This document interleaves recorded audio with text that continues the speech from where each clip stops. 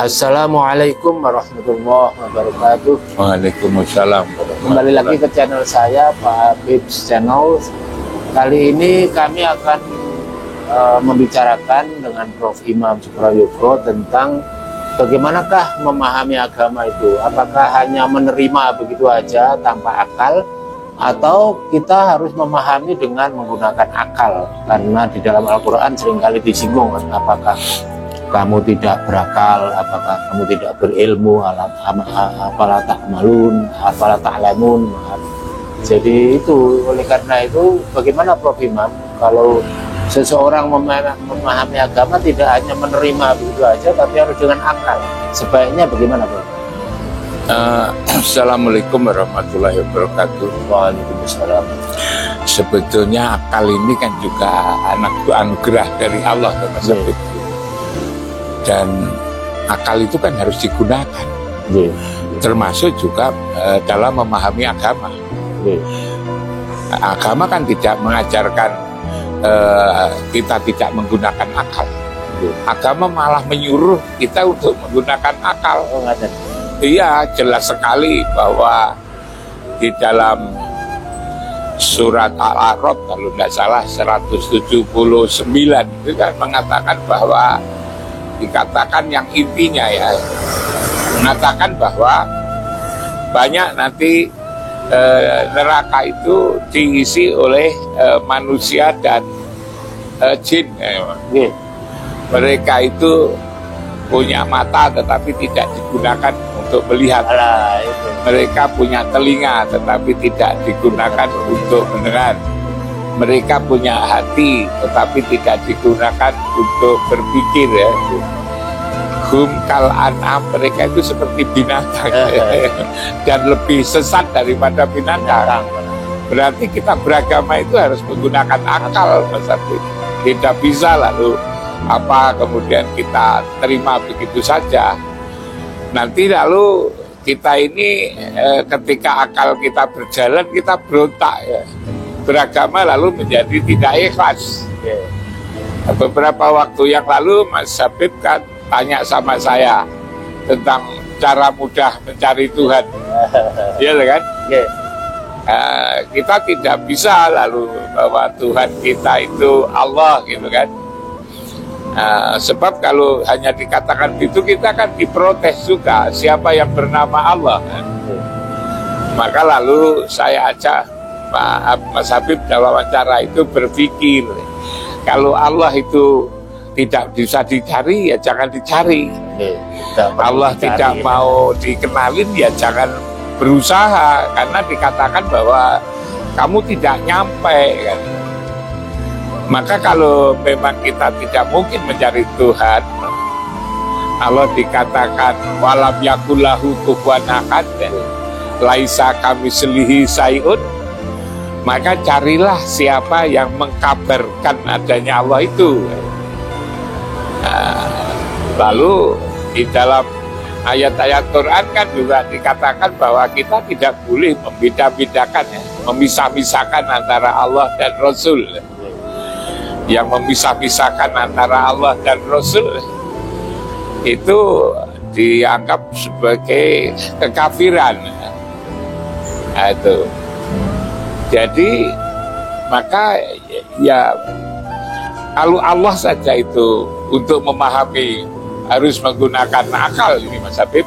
Dan tadi saya katakan cari Allah sulit, nyari yang orang yang memberitakan ada Allah, yang memberitakan dengan Allah itu selalu bersama Allah, selalu dengan Allah, selalu serta Allah kan begitu. Siapa itu?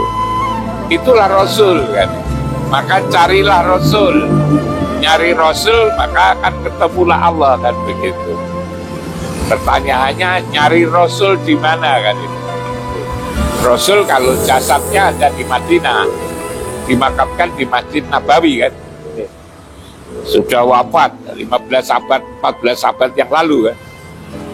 Tapi urusan agama ini kan urusan rohani. Nah, Rasulullah sebagai dari sisi rohaninya ada di mana? Ya. Kita juga berpikir kan. Hanya lalu kalau berpikir belum tentu dapat jawaban. ada petunjuk, kan gitu Mas Habib. Petunjuknya di mana? Di surat Al-Balad, la uqsimu bihadzal balad wa anta khillu bihadzal balad wa walidi wa ma walad. Bahwa Muhammad masih ada di negeri yang mulia itu.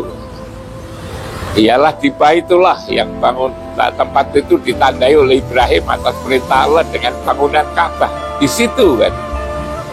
Karena itu lalu mencari Allah tidak mungkin, mencari Rasul susah, mencari rumah, tempat di mana Rasul secara ruhaniah berada, ada di tempat itu. Nah, apa yang saya jelaskan itu kan sebetulnya kan proses berpikir. Tidak lalu hanya sekedar menerima aja. Allah saja itu untuk mencari kita lewat proses berpikir, apalagi selainnya itu kan. Nah, karena itu memang ya tidak agama mesti harus lewat. Seperti sekarang kan menjelang Ramadan, bro.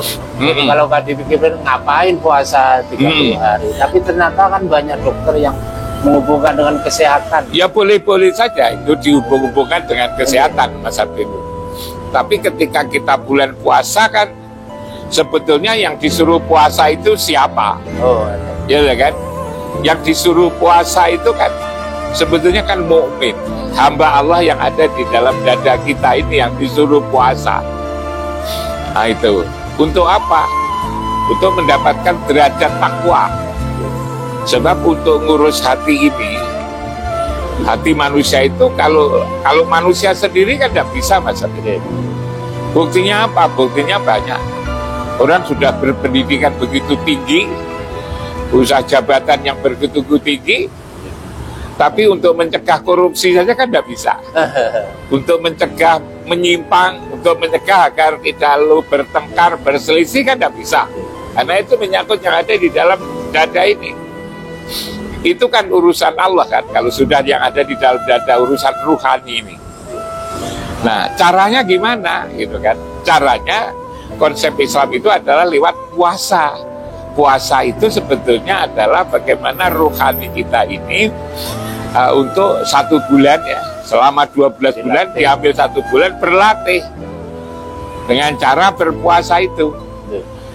Makanya sebetulnya berpuasa itu adalah mencegah daripada hal-hal yang bergejolaknya ya, penyakit hati itu. Itulah lalu lulus menjadi bertakwa kan begitu Mas Habib. Lalu boleh-boleh aja misalnya Mas Habib mengatakan dokter mengkaitkan dengan kesehatan fisik, dengan kesehatan dan macam-macam, ya boleh-boleh saja itu.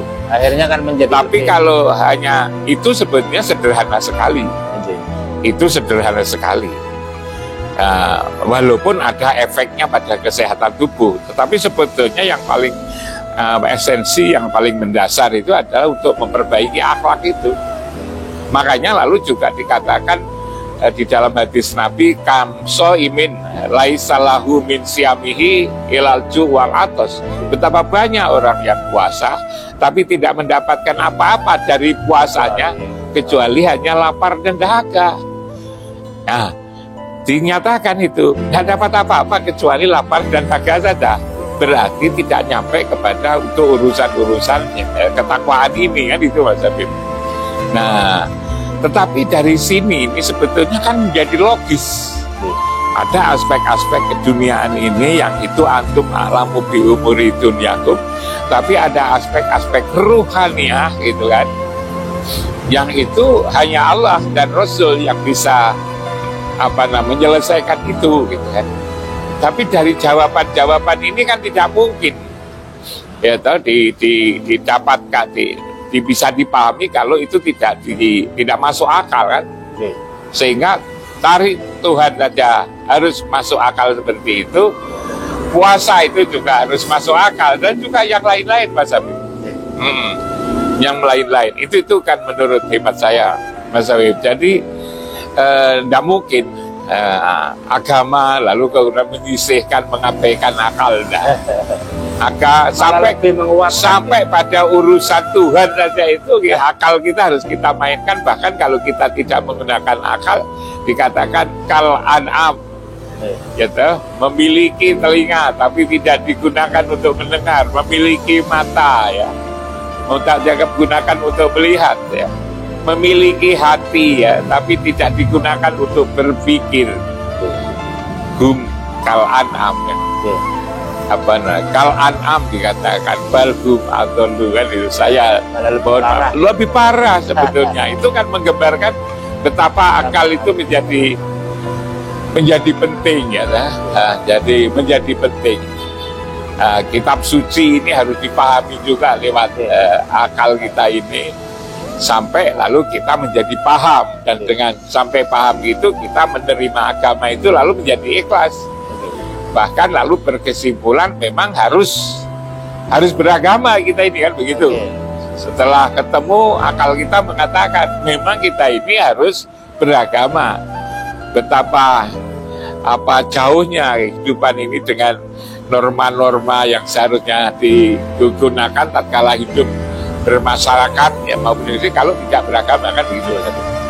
Saya kira itu sudah. Matur nuwun Prof. Imam. Jadi memang beragama hanya dogma itu kadang-kadang terus mudah goyah. Tidak cocok dengan ini hati, tidak cocok dengan akal kita, lalu kita cepat meninggalkan agama. Kebanyakan kan mualaf itu masuk Islam gara-gara menggunakan akal itu. Oh ternyata kok begini, masuk akal, baru nanti menerima dengan ikhlas. Matur nuwun. Terima kasih Mas Habib. Assalamualaikum warahmatullahi wabarakatuh. Waalaikumsalam warahmatullahi wabarakatuh.